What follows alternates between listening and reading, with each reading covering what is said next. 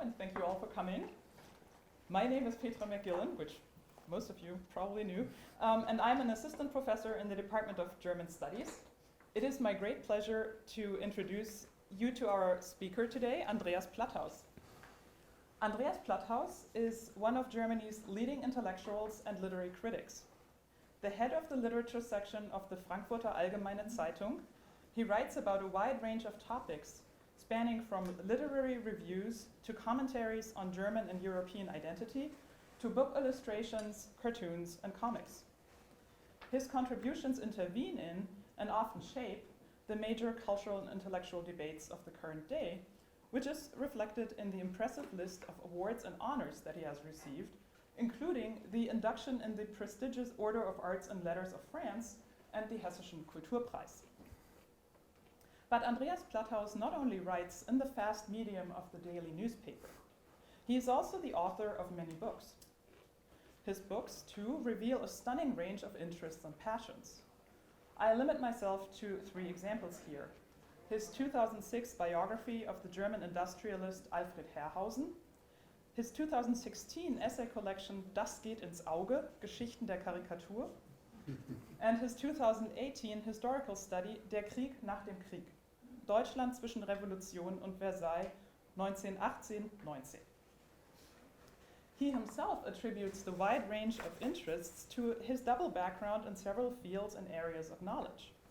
Before he joined the FAZ in 1997, he completed an apprenticeship at a German bank, a bank that shall remain unnamed for now, and studied economics, eventually finding his true calling in the humanities and in the study of rhetoric, philosophy, and history at Universität Tübingen.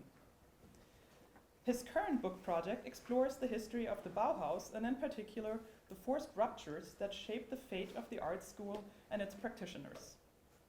For the realization of this project, he received a 4-month fellowship of the Thomas Mann House, a new program initiated by the German Federal Foreign Office that enables intellectuals and scholars to undertake significant research projects while living in the house that Thomas Mann built in exile in Pacific Palisades, California in 1942. Like many of Andreas' projects, this one too is based on original archival research. In today's talk, he will focus on the Bauhaus artist Lyonel Feininger and share some of his newest archival findings about Feininger's life with us. And when that book comes out, you will all be able to say, we already knew that. Before we get started, I'd like to acknowledge the wonderful individuals and institutions that have made this event and Andreas' visit possible. His visit is sponsored by the Villa Aurora Thomas Mann House, the Department of German Studies at Dartmouth, and the Leslie Center for the Humanities. Wadine Kunz, Mary Fletcher, Aaron Bennett, and Dennis Wegner lent their administrative and organizational skills to the realization of this event. Last but not least, I'd like to thank Andreas for leaving the California sun behind in exchange for the New Hampshire spring in order to share his work with us. And with this, I'd finally like to give Andreas the floor. The title of his talk is An American in Berlin, What Kept Lyonel Feininger. Please help me welcome Andreas Platthaus. Thank you so much, Petra, for this wonderful and very, very kind and flattering introduction. And thank you very much, not just for joining me here for this lunch talk, but also for tolerating my English. I'm not used to give talks in English, so please be patient with me when I'm searching for certain formulations or certain words, or when I'm pronouncing things not very correctly, or, well, sometimes I'll even skip into German and ask for your help if I won't succeed in translating something in the language that I should talk all the time. In fact, this is the first time that I'm speaking in public about this new book project, and of course my work concerning Lyonel Feininger's life is part of my greater book project about the Bauhaus ruptures. And he was one artist who stayed at the Bauhaus all the time, from the beginning in 1919 onwards until the closing of the Bauhaus in 1933, which is quite unusual. Only his close friend Wassily Kandinsky did the same thing. All the other masters, Meister of the Bauhaus, skipped the Bauhaus before. As you all might know, Gropius, for example, left the Bauhaus already in 1928 after establishing it in 1919. Or Paul Klee, to name another very famous artist who was teaching at the Bauhaus. He was so unhappy with the political situation in the town of Dessau, where the Bauhaus was located from 1925 on, that he changed the university, or let's change the college, and went to Düsseldorf, where, of course, after the Nazis came to power, he left also and went to Switzerland. Feininger is a very interesting case. You should know, you could know that he was born in New York City in 1871, that he was raised there, and that he died in New York. And he was an American all his lifetime, but he spent most of his life, 50 out of 85 years, in Germany. Because he came to Germany at the age of 16 in 1887. He wanted to become a musician. He was the child of two very famous musicians of the late 19th century, both of German descendancy. And they, of course, thought that musical education could only take place in Germany or Austria. And while they were Germans, of course, they sent him to Germany. And when he arrived in the harbour town of Hamburg, he got into contact with the art school of Hamburg, and he changed his mind and asked his parents to allow him to become an artist, a painter. And surprisingly enough, the parents agreed, and so he began studying as a 16-year-old at the Academy of Fine Arts in Hamburg, and moved to Berlin in 1890 after finishing his apprenticeship. And there he became a caricaturist, and that is one of the reasons why I'm so interested in him. He drew caricatures for the first 25 years of his career as an artist, and he also did two beautiful comic strips in the year 1906 for the Chicago Tribune. That was the only real important work he did for America during his German span of life. And the comic book work allowed him to finance a year with his wife in Paris. And there he started painting at a very late age, at 34. And this very late age for beginning a career as a painter was one of the reasons why he wasn't regarded that much of an artist before the First World War. And that is one of the reasons why he always thought about going back to America, which later on he didn't anymore. I have a quote from him, and that is a well-known quote, so I won't give you all new material from my archival research. From 1894, when he wrote to an American friend, "I am yearly expecting to be back in New York. But somehow it doesn't happen. It was a great and splendid thing for me to be able to study in Germany and France." He was for half a year in Paris. "And I have become more attached to old world refinement and influence than I possibly can realize until they are once out of my grasp." So at that time, he was quite sure that he would come back to the United States. He would never have expected that it would take him more than 40 years until his return to his home country.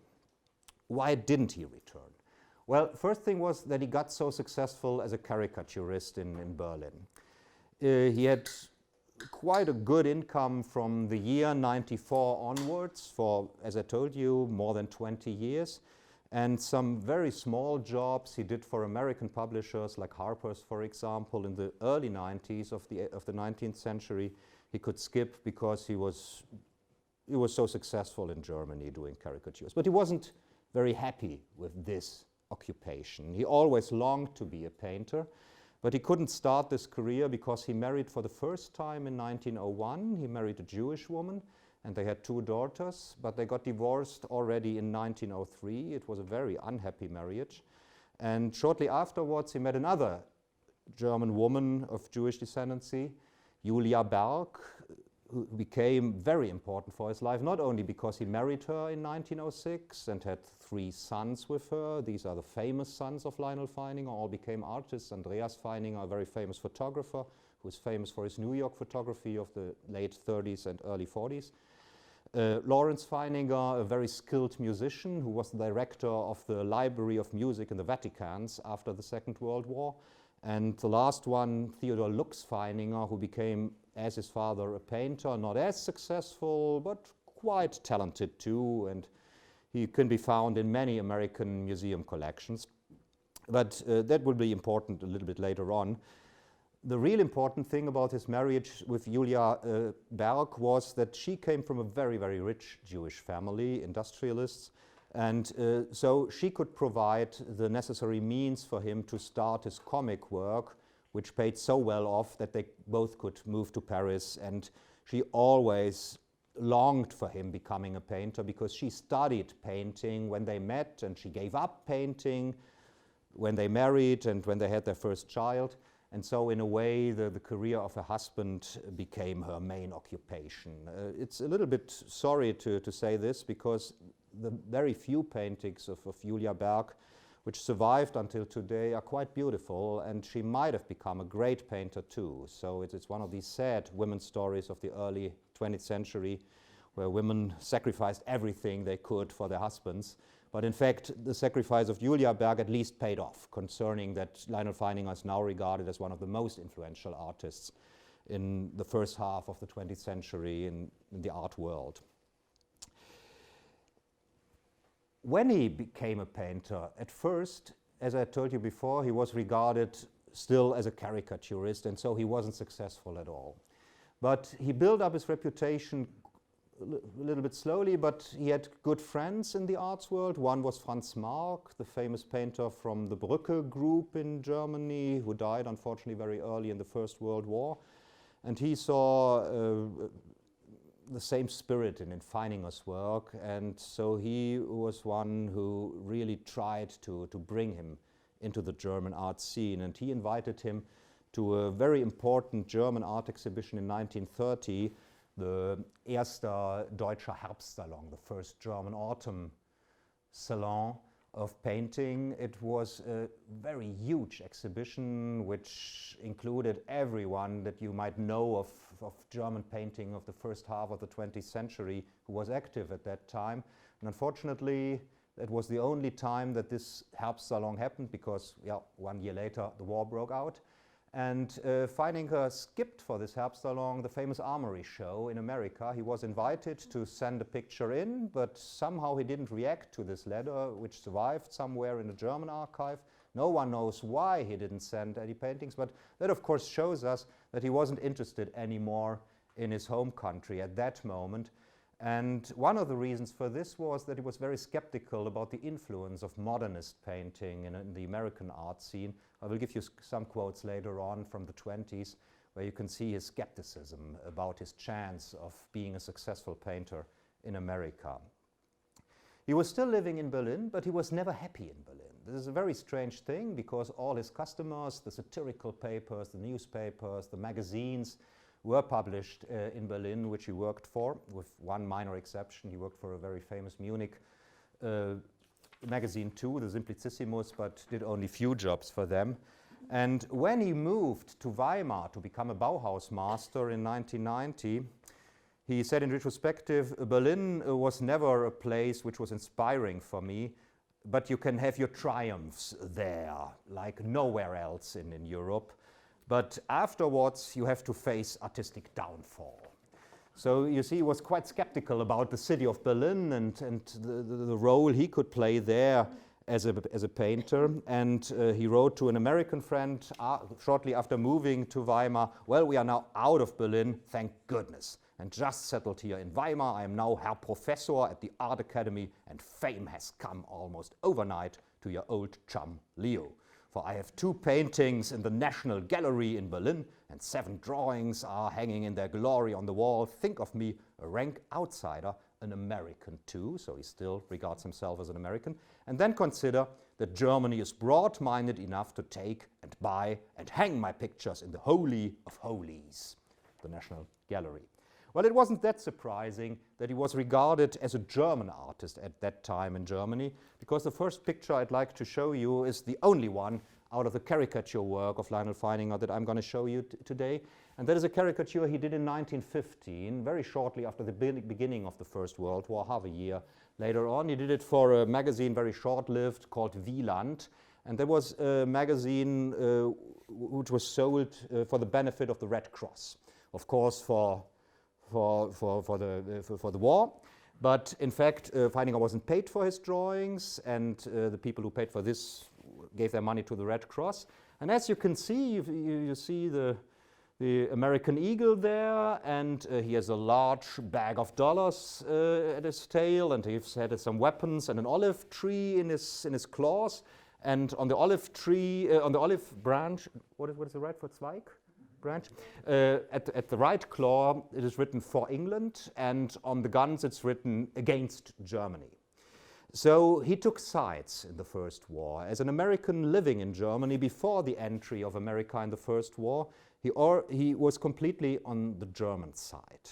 And he kept that position for the complete war. When the American embassy asked him in 1916, still before the entry of the United States in the First World War, to leave the country and come back to America because it wasn't safe anymore for Americans in Germany, he replied that it would be too dangerous to send his art to America, not himself, but his art, because you all know about the torpedo boats that were sinking the ships between America and Europe at that time. And he said, if my art would be sunk in a war attack, all my income would be lost, and I couldn't finance my family, who has to stay back in Germany because his wife was German. The three sons were all American citizens, so they, of course, would have the possibility to join him in traveling to America, but, well, he simply didn't want to leave the country at that moment, which I can understand. He had his family there, he had his career there, he had his friends there. But it became a little bit more complicated in 1917, when America joined the Allies against Germany. That was in April, and of course, afterwards he was an enemy alien in Germany. And he had to report daily to the police office in the town of Berlin, in the quarter of Zehlendorf in southwest of Berlin, where he lived. And he wasn't allowed to move out of the city. He did it twice because he could ask for short leaves, which he prolonged to several weeks, and no one cared. So that shows that at least Feininger wasn't regarded as a dangerous enemy alien in Germany. But the strange thing is that the Americans let him. Of course, they couldn't force him out of a country which they were at war at that side, at that side.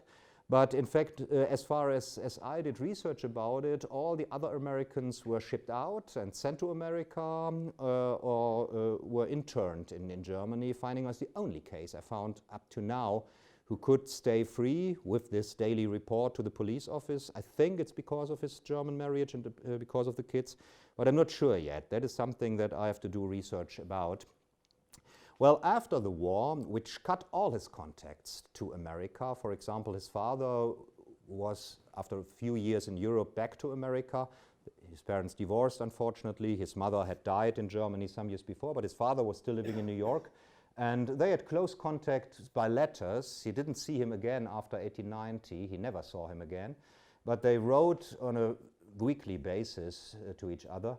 And that kind of communication broke down already in the year 1940. The last letter that can be proved that has reached his father was just at the beginning of the war, and afterwards they both kept sending letters, but unfortunately, obviously, not one of these letters reached the other.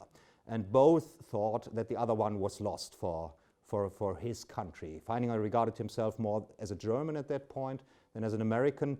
And his father, of course, regarded himself, even if he was of German descendancy, as an American. And so they both thought that the family was completely destroyed. And it's a very strange thing. I just read the letters of the father to Lyonel Feininger, which are stored at the Busch-Reisinger Museum in Harvard. And there are some letters from 1918 when he wrote for the first time after 2 years of complete silence, because in wartime, of course, there was not at all the chance to send letters to Germany. And he was so cautious in asking how his son might be and how he could live with the outcome of the war.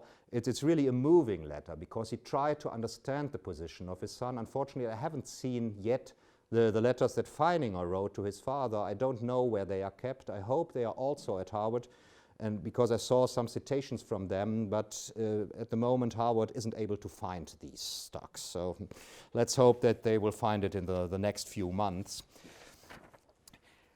When he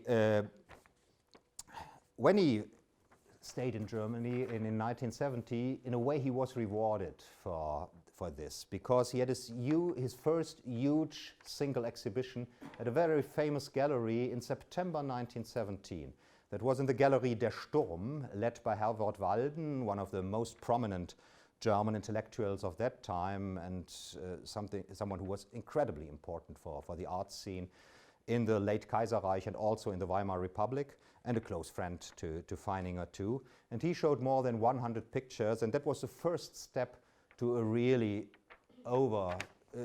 big success in Germany. But it was, as I said, in wartime. And when he got into contact with collectors, he started several correspondences with them, and one is with a doctor. I don't know if he's a medical doctor. I don't know anything about him, because unfortunately he has just the name Meyer, and Feininger always wrote to Dr. Meyer. Now I know from an inventory of some pictures that he owned that he must have lived in Tübingen, and that his given name starts with a W, but that's everything I could find now, and no one else in the Feininger research ever came across the name, obviously. I found some letters to Dr. Meyer at the Getty Research Institute in Los Angeles. And for example, in March 1980, he's writing to Dr. Meyer, "Since yesterday, the big battle at the Western Front had started, and like you, we are suffering. Our hearts are all for Germany. But the war is more than a German thing, a thing of whole mankind, and it's very painful to think about how it's going to end. Not that we are afraid that he could get lost for Germany, but a military end of the struggle seems unthinkable to us. Beyond every military solution, there are questions that mankind has to suffer with."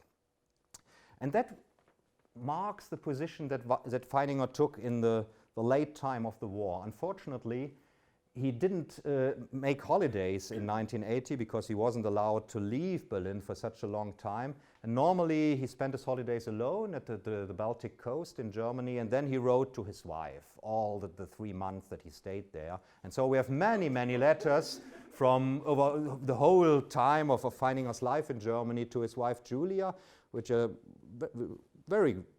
provide great information about the circumstances of his life and about his thinking, but unfortunately not for 1918, because they spent all the time together, and so there was no reason to write.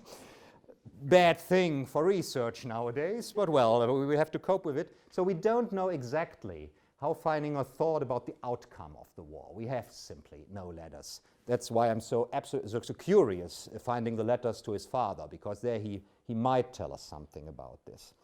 But of course, his letter to Dr. Meyer shows that he was quite skeptical about the outcome, because he said no one would win it.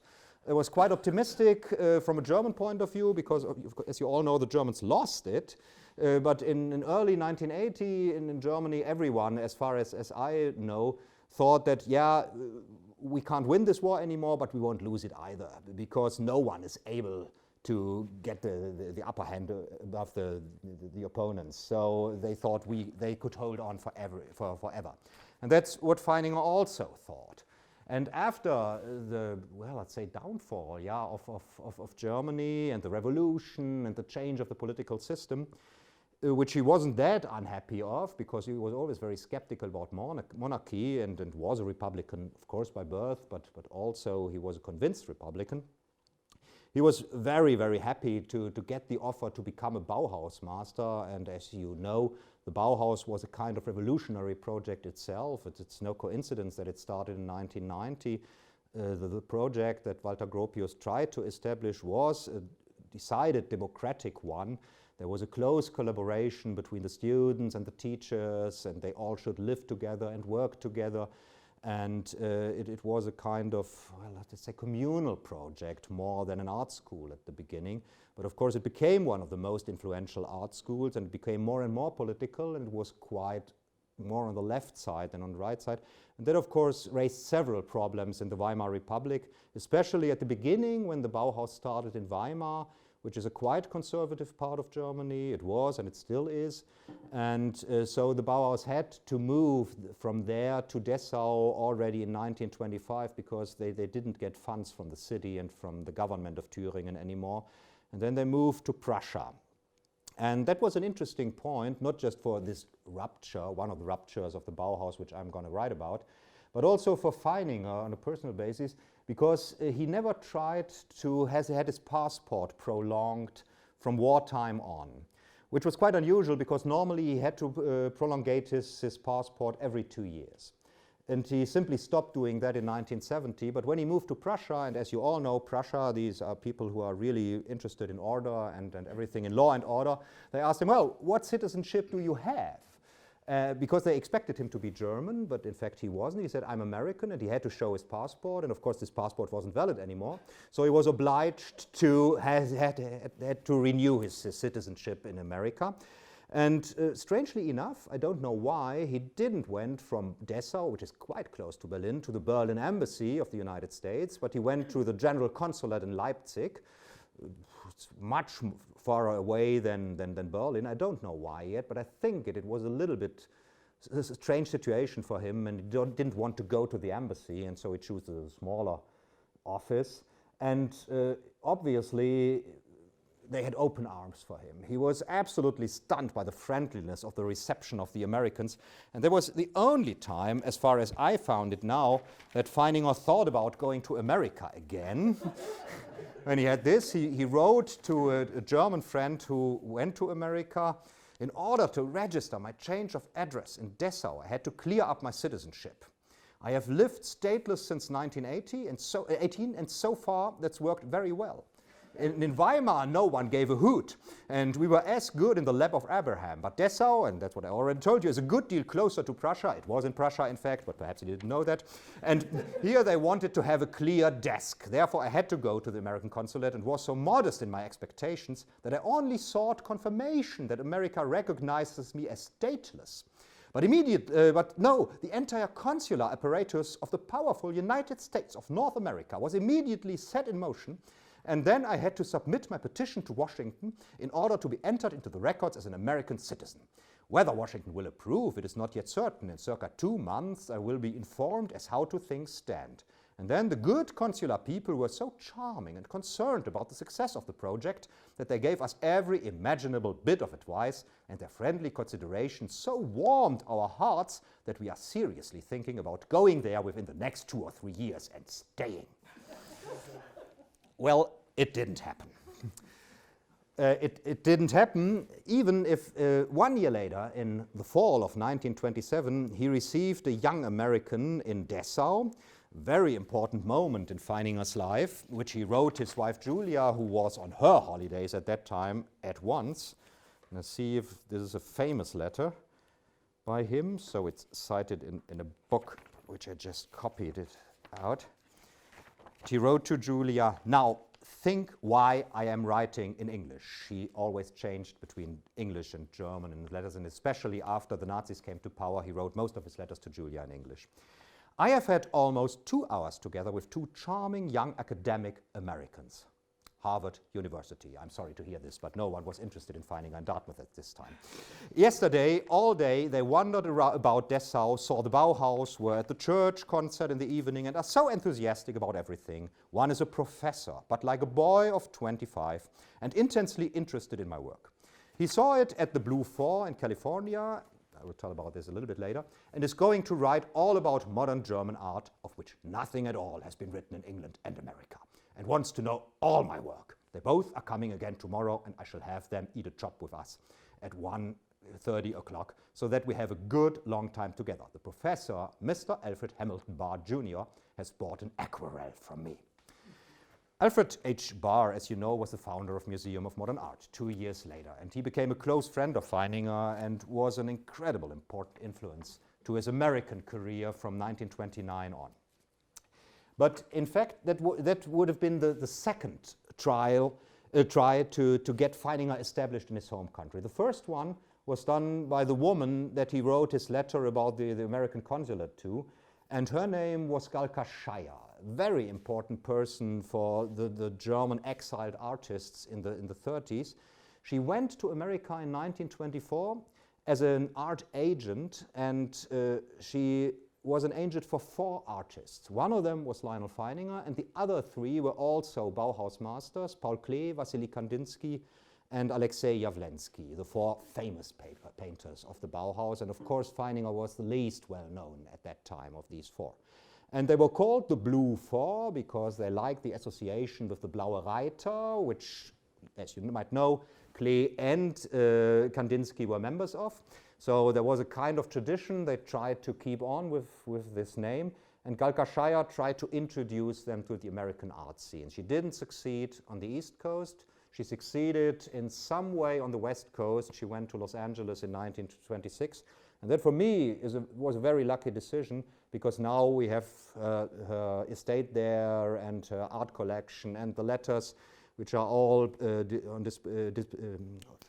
can all be found in the Pasadena Museum of Art, which I haven't visited yet, but I've taken a glimpse into the letters, and they are absolutely fascinating, because you can learn so much about the mid-20s, and not the exiles, of course, who went at that time, but the immigrants from Germany who went there.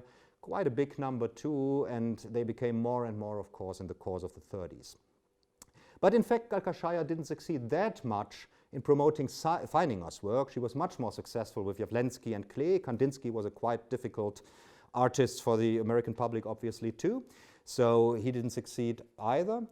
And then Alfred Barr tried his luck. And already in the second exhibition that the Museum of Modern Art showed in December 1929, only 2 months after the opening of the museum, Feininger was a part of. And that show was called 19 Living Americans. And it raised a huge discussion in the New York and the East Coast press about Lyonel Feininger, if he could be called a living American artist. And of course, the answer of the press was no, he's not, because he stayed in Germany during the war and he's lived in Germany for more than 40 years now, and that can't be an American. He's taking the place of an American artist. And of course, they simply made a list of all the American painters, famous and not so famous ones, who are lacking in the 19 Living American show of the MoMA. There was a crucial moment also for Alfred H. Barr. You can see that in a catalogue essay he wrote 15 years later when he did the first retrospective of Lyonel Feininger at the Museum of Modern Art. He wrote a large essay for this catalogue, and it is called programmatically Lyonel Feininger, American Artist. And so he took his revenge on the American press and the critics of 15 years before, and argued why Lyonel Feininger can only be regarded as an American artist, and if there is one German tradition he can be connected with, it is early Romanticism, it is Caspar David Friedrich, and that's the only source that Barr could find in the work of Feininger. A quite interesting essay, and it was quite influential too, because nowadays Feininger is always regarded in the tradition of Friedrich. I'm not quite sure if this is correct, and there are much more German influences, of course, but that was the moment which really meant the breakthrough for Lyonel Feininger in his home country. And he lived in the States in 1944 now for almost 7 years. But 7 years back from 1944 means 1937. So that means that he must have lived 4 years in the Third Reich, which is quite surprising because he was a Bauhaus master and the Nazis closed the Bauhaus down. He lost his job, which wasn't such a good job because Feininger hated teaching. And so when the Bauhaus moved from Weimar to Dessau, he said, well, I will join you, I will stay a Meister at the Bauhaus, but I don't want to have any more teaching obligations. I just want to paint. And Feininger was so important for the social structure of the faculty because he was so good friend with everyone there that, and of course with Gropius too, that Gropius said, well, it's absolutely okay, we won't pay you, but you will stay a Bauhaus master and you will get free lodging in one of the beautiful new master houses I will build in Dessau. And Feininger accepted because he was quite a famous and successful painter at that time, and he moved to this Bauhaus, to this Meisterhaus, which is still standing in Dessau today and of course is an icon of modern architecture. His next neighbor was Paul Klee. Besides him lived Alexander Yavlensky, and then came Kandinsky, so it was a row of 4 absolutely famous artists living together. But Feininger never taught again at the Bauhaus. He never had any more pupils there, and no students at all. He just painted for himself. But he was still a master of the Bauhaus, and he wasn't happy about the closing of the Bauhaus. The SA searched his house in the spring of 1933, and that was the moment when he left Dessau, because he said there's no chance anymore. We've got to go back to Berlin. The city is big enough for us to hide in a way. But of course, he didn't hide, because he was an artist, and an artist has to have his art shown. And now I'm coming to the question why Feininger, with his Jewish wife and with his 3 sons, who, especially after the Nuremberg laws from 1935, were regarded as half Jews and was called in Germany, how he could live as long under the Nazi regime. And that, of course, has to do, I have not the final solution for this question, but as far as I was able to look into the archival papers, especially at the Getty Research Institute, it had to do with his hopes that he could stay a successful painter in Germany, even under Nazi regime. And there is a very, very strange letter he wrote to Julia in May 1933, just 4 months after Hitler came to power. And on May 17th, Hitler gave a big speech at the Reichstag in Berlin, quite a famous one, in fact. And Julia, I have not seen that letter yet, must have written to Lyonel a very short notice in which she asked him, "Have you heard the speech of Hitler? Wasn't it amazing?" Like this, in a way. And Feininger, at his point, I hope I'll find a citation. It's always a problem when I have to get through my notes. It's strange enough, but I know it's somewhere here.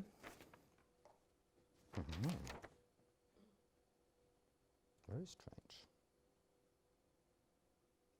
Well, I simply think I have to cite this somehow out of memory, which is really a shame, and it can't be. It should be organized chronologically, but somehow it isn't. Oh, there it is. Ooh, I'm happy. And he wrote to Julia on May 19th, 1933, "I am quite enraptured and totally enthusiastic about Hitler's speech in front of the Reichstag, in front of the world." He wrote this letter in English. "Have I not asked 1,000 times, why doesn't anyone stand up and proclaim in clear public view what millions know and no one has said out loud? Where does the blame lie for the impoverishment of the whole world? And where does the path lead that the world must follow if peace and prosperity should ever emerge again? The old Hindenburg? Ach, this infinitively revered old man is lacking the strength, the sacred working active fire, the vision. For all times, this speech by Hitler must be considered the highest achievement, a monument of patriotism, as it has never before been announced to a people so absolutely and unanimously. And finally, the world has found in 3 men, Mussolini, Roosevelt, and Hitler, the leaders it has been screaming for."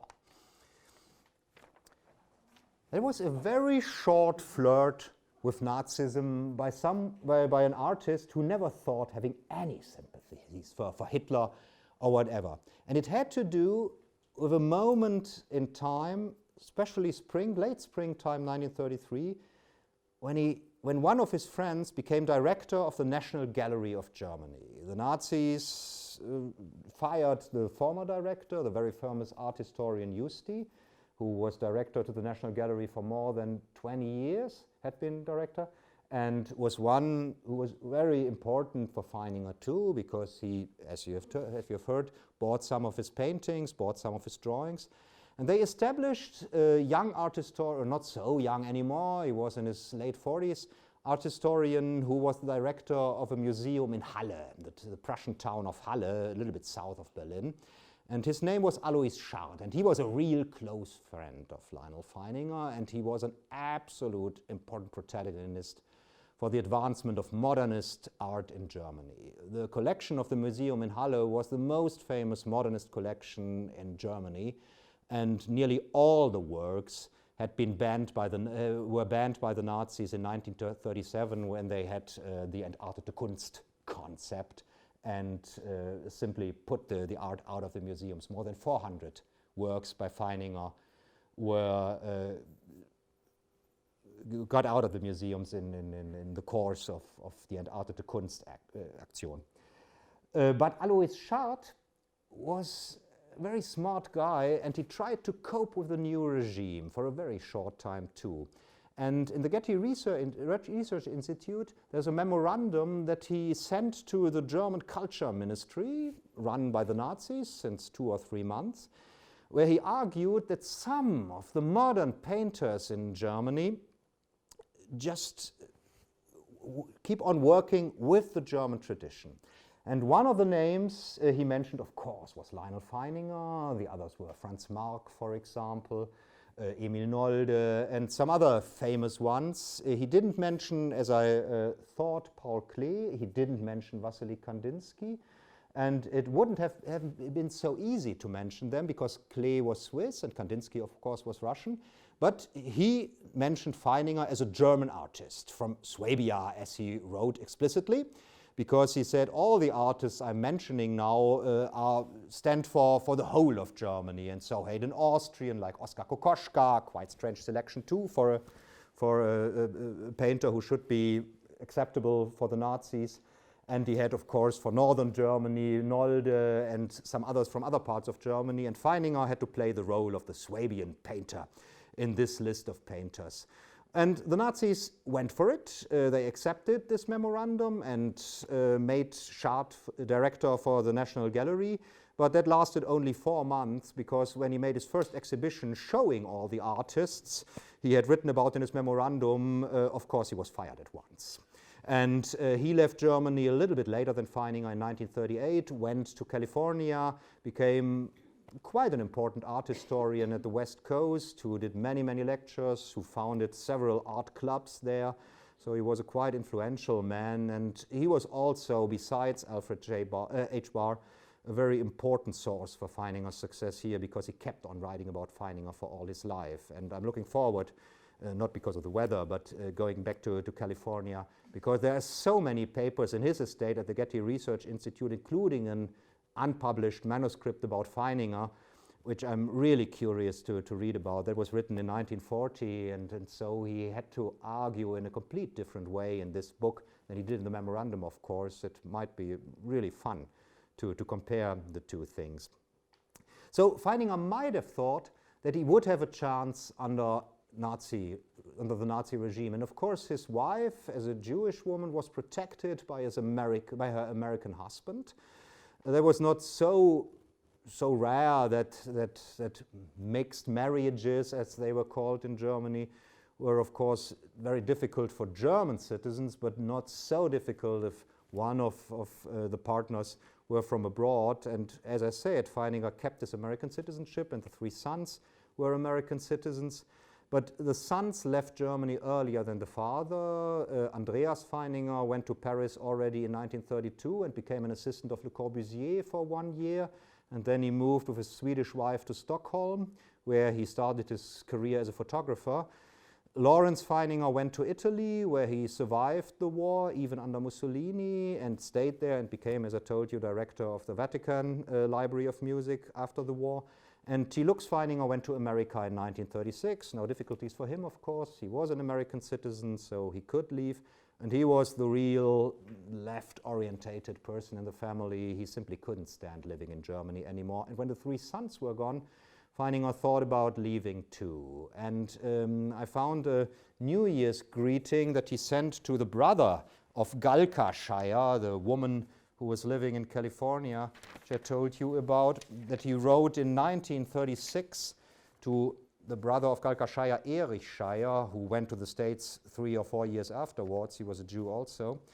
And he wrote, "Dear friends, I was very happy about your New Year's greetings to us, and I'll send mine very heartily. For the year 1936, all the best for you." And that includes many, many things. We are thinking of our good friends a lot. Their destinies are tearing us apart. Most of them are abroad. We are holding on as long as it is our turn. Yours, Lyonel Feininger.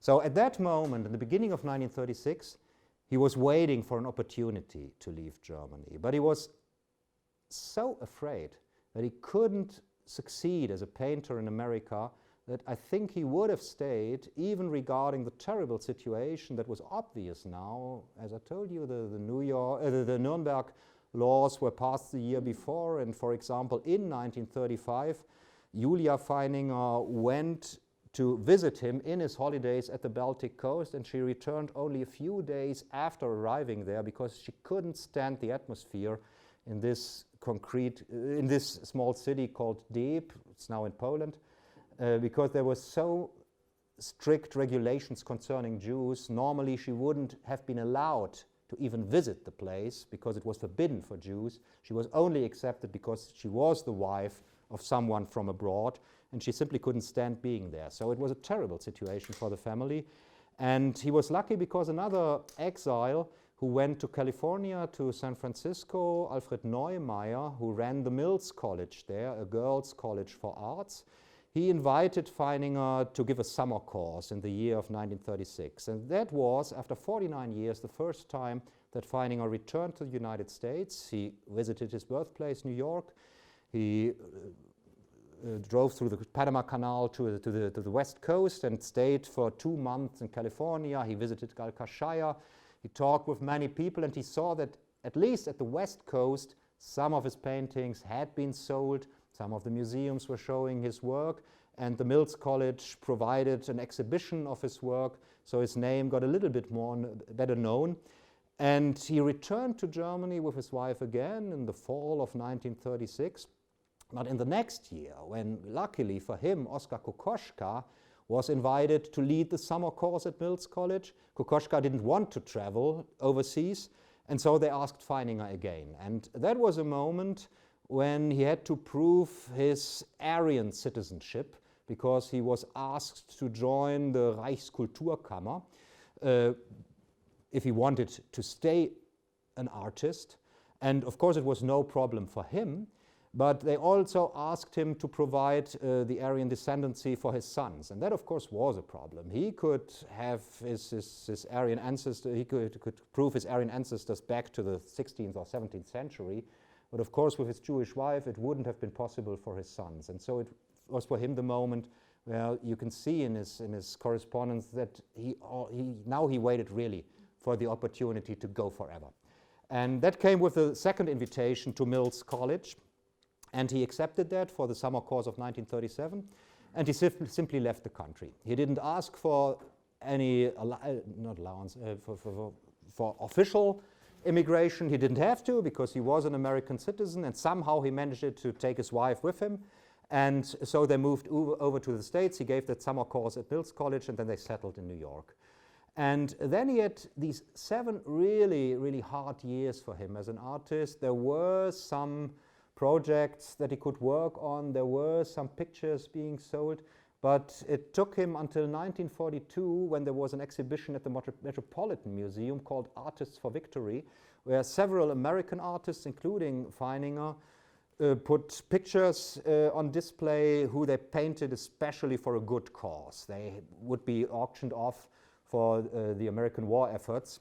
And there was a jury which named a picture of Feininger as the best picture of the whole show, and the Metropolitan Museum bought it for the, at that time, incredible sum of $2,500, quite a lot of money for Feininger. He never sold a picture that expensive before.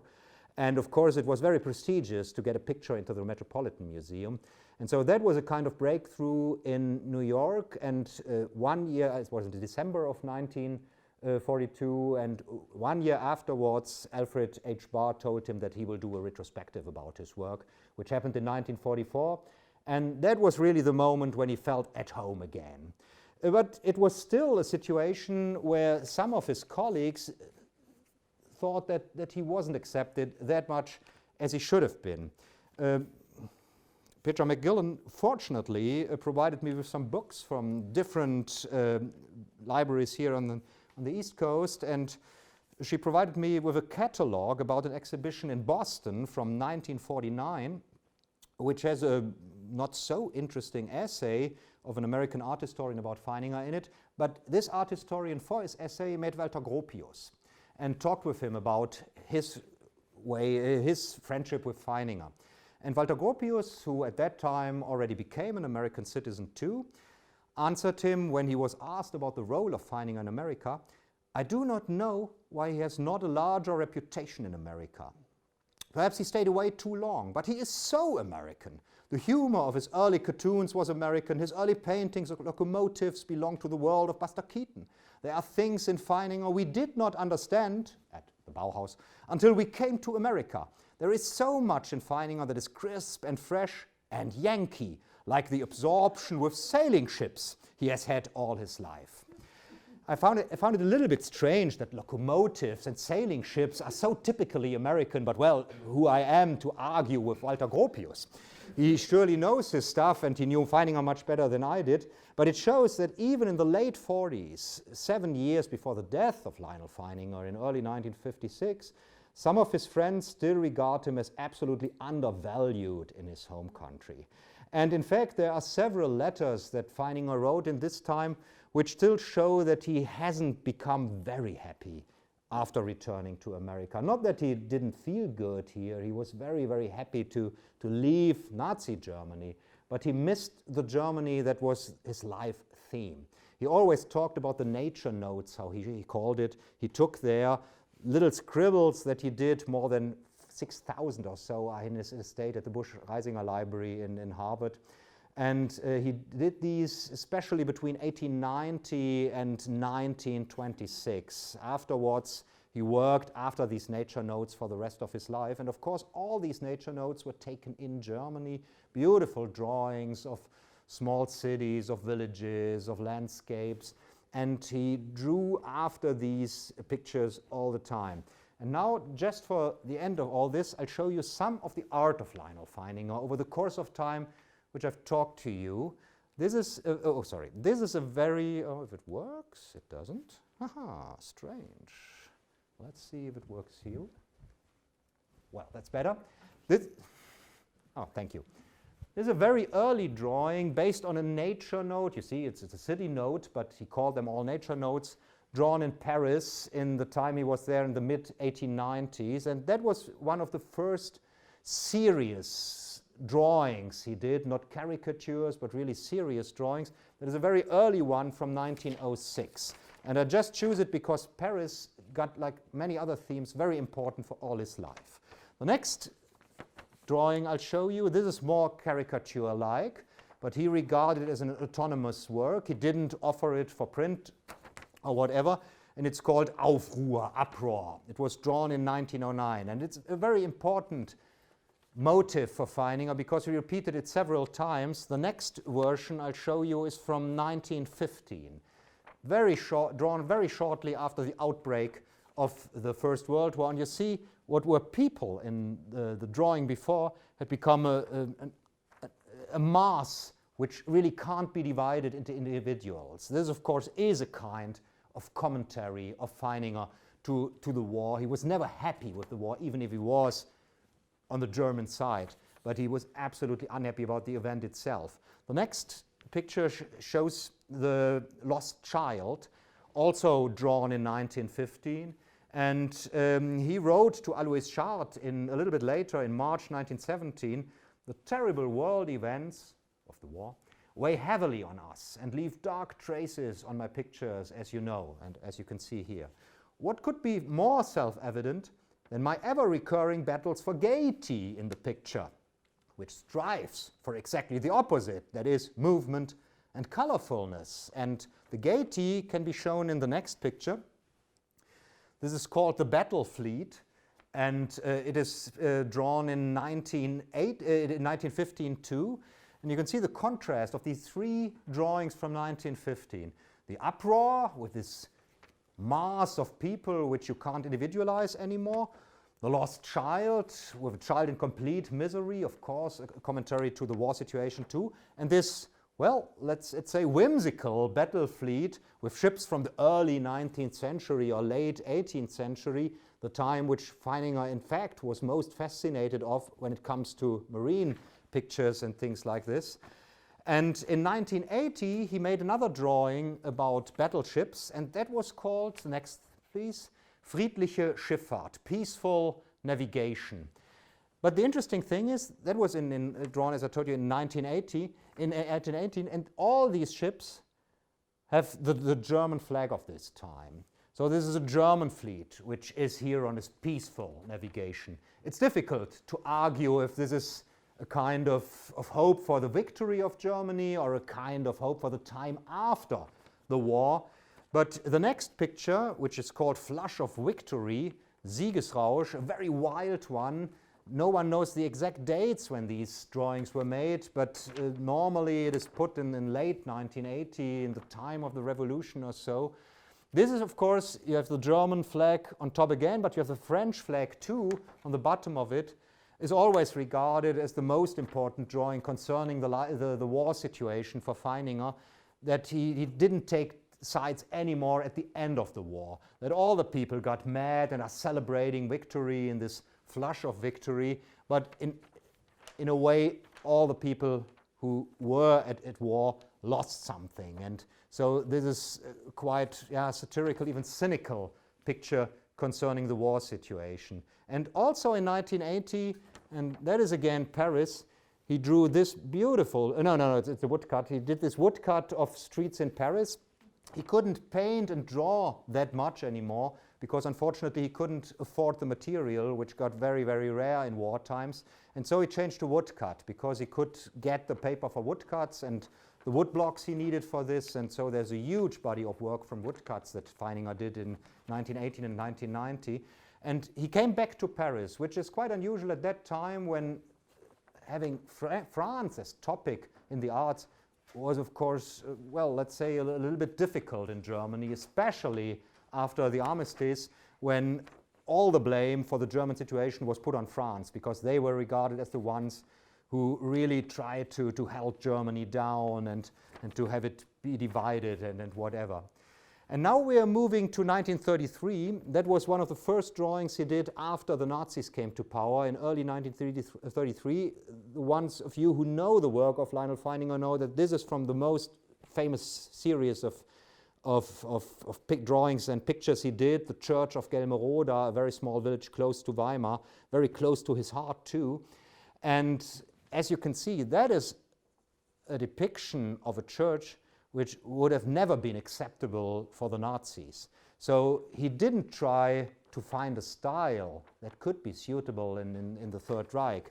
He kept the way he was drawing all the time. But he hoped, as I told you, that there might be a chance even for this art to succeed in Nazi Germany. And he always relied on the old motifs he did for decades. The next one is another houses in Paris, this time from 1934. And the next one is from 1939, clipper with fantasy flags. That is already drawn in America. He had a very difficult start. He skipped painting for 2 years again because he said he simply can't paint in America. He's missing the objects he was used to paint. And so he made many, many drawings. And the clipper with fantasy flags, as you can see, it's of course it's an American flag, but the stripes are blue and the stars are on red ground, instead of the other way around. So this might be a kind of commentary that accepts the new home country he was living again in, but he didn't accept it in the way it was, because the flag, he simply changed the flags. And drawing from 1945 that he did just after the end of the war is titled Spook Afraid of Himself. And that, of course, might, as funny as it looks, and it's a beautiful drawing, it might be a commentary on his own situation. In the moment when Germany was really as down as you can ever imagine, when the defeat was absolute, and when the triumph of America, of course, was absolute too, that Feininger simply wasn't able to cope with that situation. And he wrote, even in 1953, to a friend in Germany, well, as far as I have learned, people are remembering me in Germany, and that's the most important thing for me. Very, very strange thing, because he didn't live on German collectors anymore or so.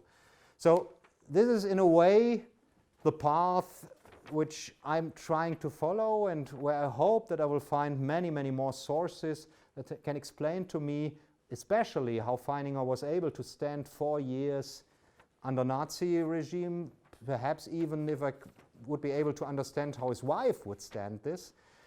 But unfortunately, Harvard wasn't able to find her letters up to now too. They are there, but let's see if the new computer program, they blamed this for it, will find it someday. There's a search which is conducted now by some librarians, and I hope they will be successful. And so perhaps the next time, with a little bit of luck, I'll write a separate book about Feininger in Berlin, just a short one, because his 150th birthday is taking place in 2 years, so it might be a great opportunity to stress this single point out of the bigger project. The Bauhaus book, for me, should come out in 25 or 26, and then the time for the 100th year of the big rupture of the movement from Weimar to Dessau. So I've got lots of time left, and this is a very, very first glimpse of what I'm dealing with. Thank you so much for listening.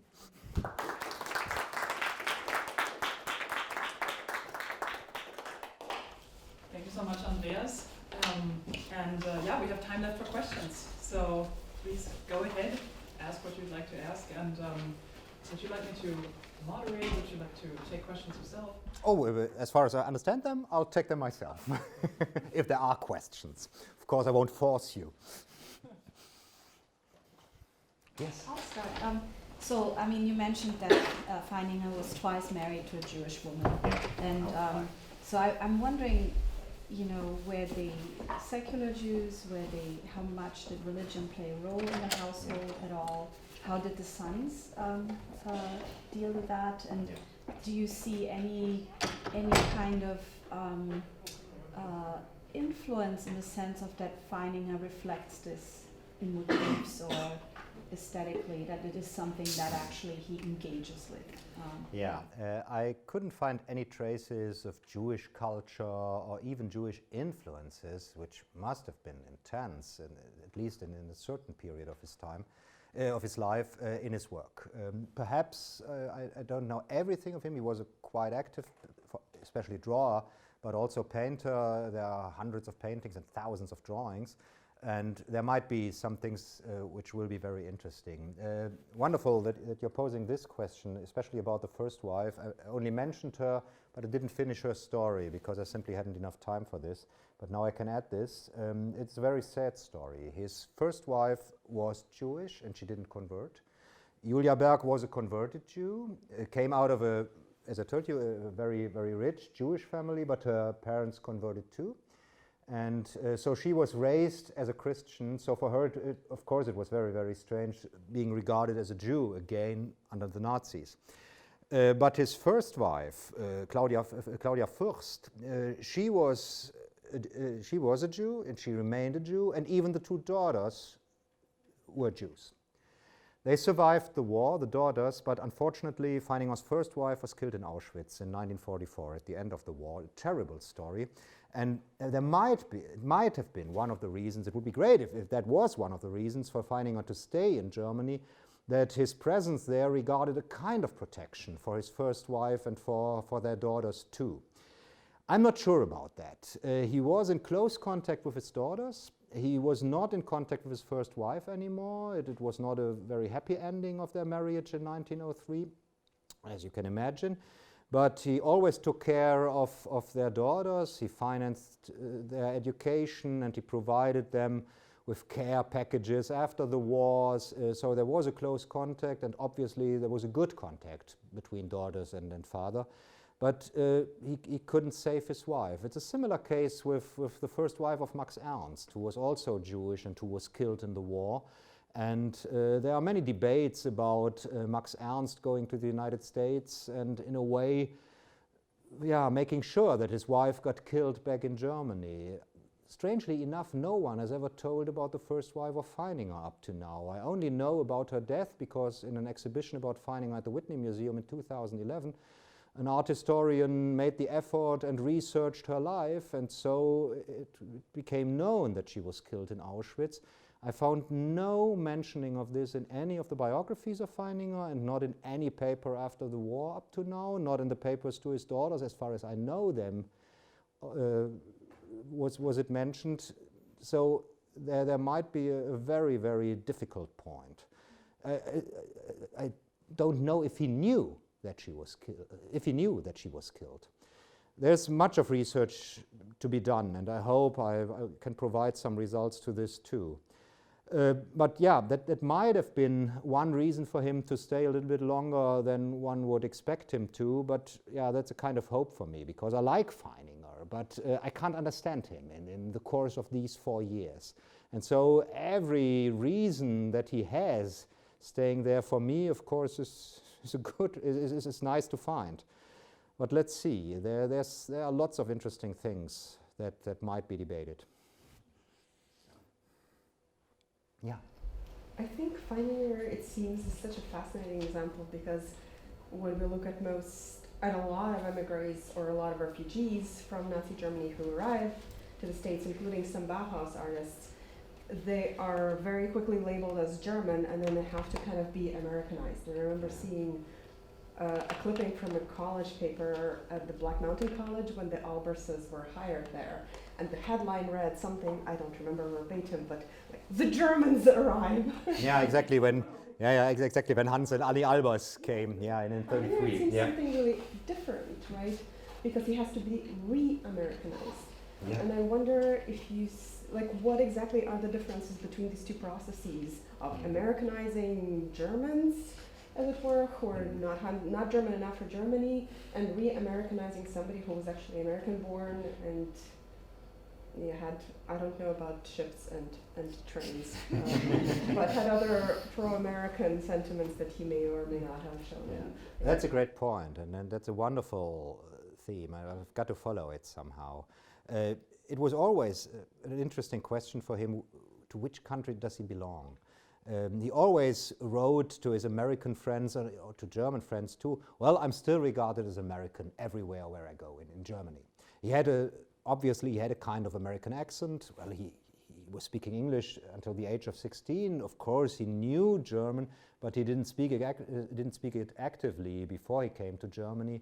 And there are some remarks that he learned it only in a seminary in Belgium, where he was living for 3 months in 1890.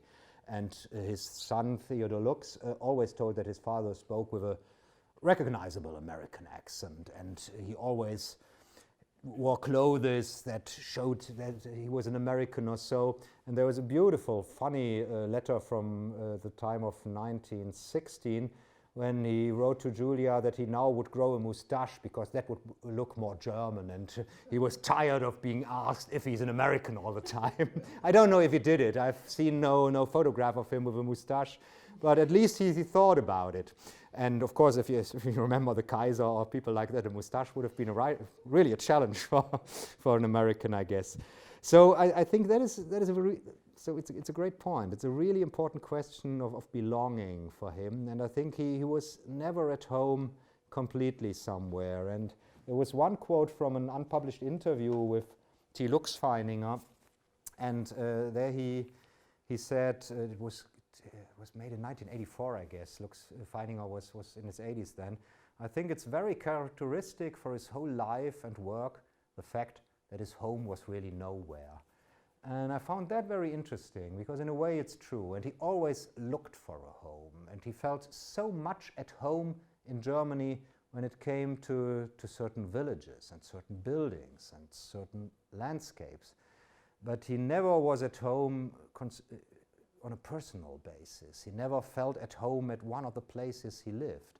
Even in Weimar, when he later wrote that he was so happy, he always stresses the beauty of the landscape there. But he never tells anything about the people in Weimar. He never speaks about his friends at the Bauhaus. It was kind of depressing for me, because I expected to get some real inside information into Bauhaus life, but Feininger never gives anything about this.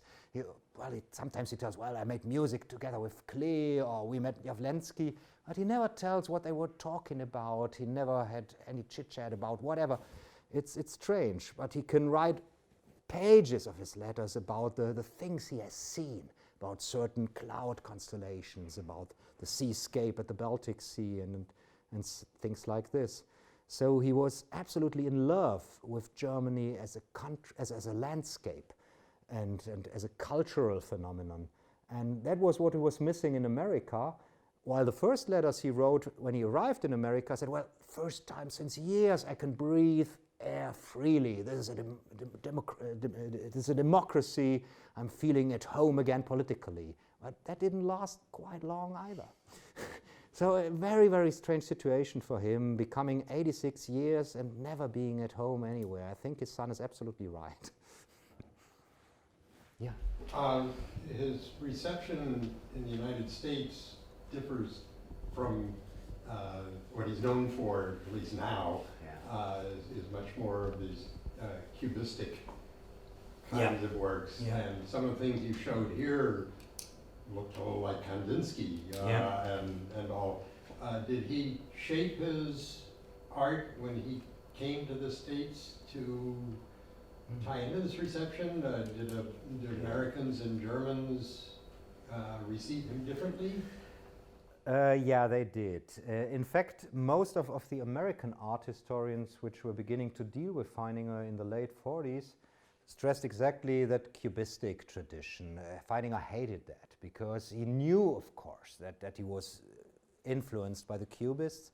He was in Paris again in 1912 for a few months, and there he saw exhibitions of Picasso's cubistic paintings and was absolutely thrilled by them.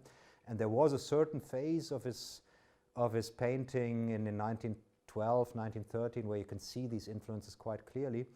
But he called his own style, he said, I'm absolutely against any ism, which my work should have been called. But if you like to choose an ism, then please call it prismism. Because I found that quite fitting in a way, because the prismatic painting, that was something he could live with. And there was something that Alois Schardt, for example, stressed quite strongly, that you shouldn't regard him as cubist painter, but as a painter of light, and as that for prismatic painting is quite a good name for it.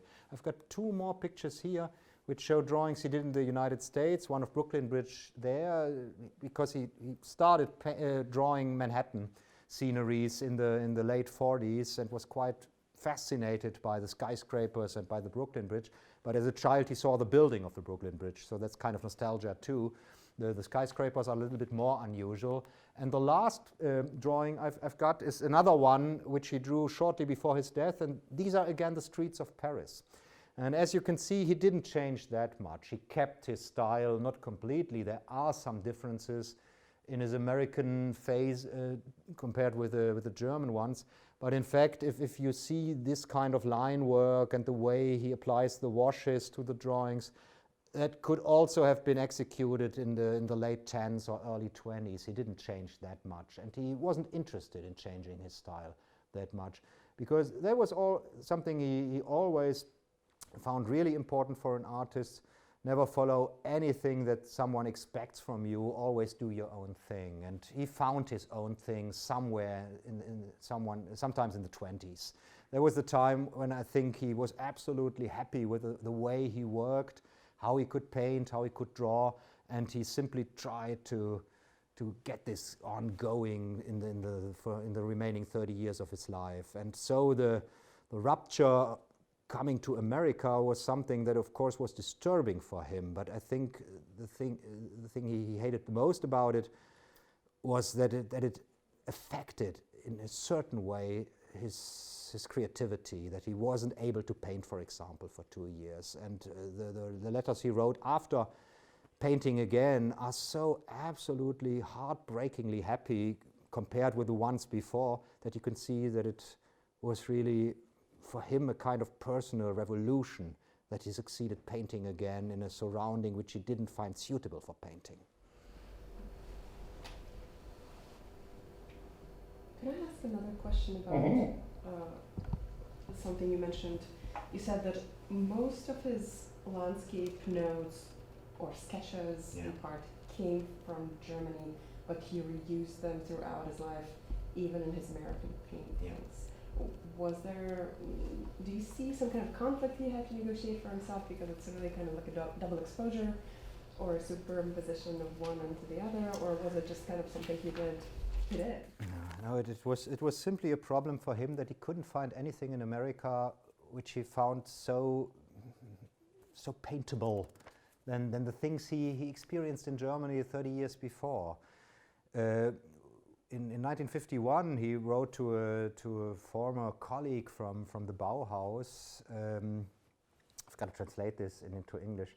When I'm looking at the hundreds of nature notes which I took with me to the States and which I need for working when I'm painting in summertime, and when I'm reading the dates under all these nature notes, and I'm touched. I'm touched quite strangely. There are countless sketches from Weimar and the whole surrounding with its hundreds of villages, which I drew in the years of the Bauhaus when I'm driving around with my bicycle, and when I'm now taking one of these notes into my hand, it's like a piece of things I was living through from a happy and a very intense time, which is lost forever.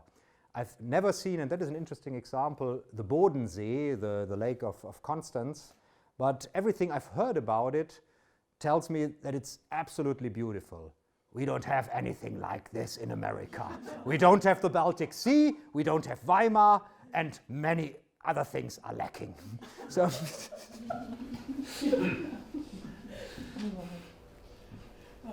If there are no other questions right now, then I might probably hijack the last one. So I was wondering, the homelessness of the intellectual is in a way also a trope, and it's an explanation that is ready to hand in a way. And I was wondering, someone who was so concerned with his own success, was he also engaged in self-staging? And did this belong to his self-staging? strangely enough, not at all.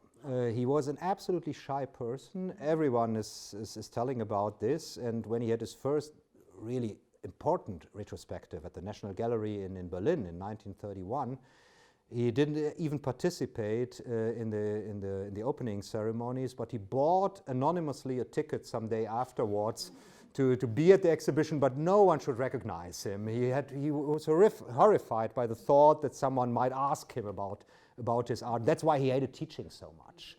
He was an absolutely shy person. I think he's not a typical case for this, as you said, trope of the homelessness of the intellectual, because he was never forced to go anywhere. It was his choice to go to, not to go to Germany. That was the choice of his parents, but he decided to stay there. He had many opportunities to go back to the States. He stayed in wartime when it was easy to go to America. He even was asked to go there. He stayed in Weimar Germany, stayed in Nazi Germany, and just at the moment when it was absolutely not tolerable anymore, he decided to leave. And so he couldn't blame anyone for this. And well, as you heard, he blames at least America for having no beautiful landscapes. So there was something to blame, at least for him. But so I think it's a special case. No one forced him to go anywhere. He wasn't in exile, but he felt like he were in exile. And that's the interesting thing. So I think there is a very interesting topic, even when it differs a little bit from the normal way of intellectuals in the mid-20th century. But that makes it even more interesting to me. I guess we do have a couple minutes left. Okay. Sorry, I answered too quick. No, not at all. Well, then all that is left is to thank you again for a wonderful talk, and I guess it's fair to say we're looking forward to that book. So I do too. Okay. Thank you very much. Thank you so much.